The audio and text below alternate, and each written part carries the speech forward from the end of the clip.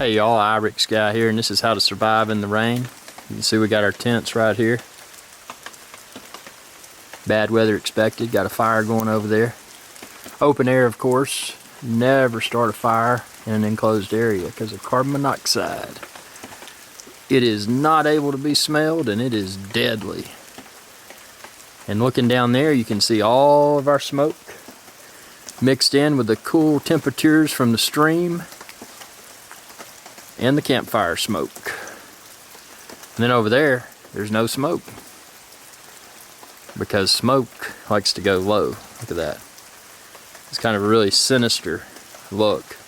So if you've got 4K monitor or TV, crank it up and you can see this video in its full glory. Thanks for watching, and be sure to subscribe. youtube.com/Irix Guy. Y'all have a good day.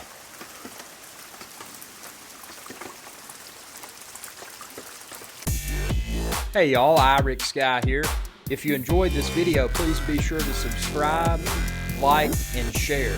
It's viewers like you that enable my channel to continue to grow. Thank you.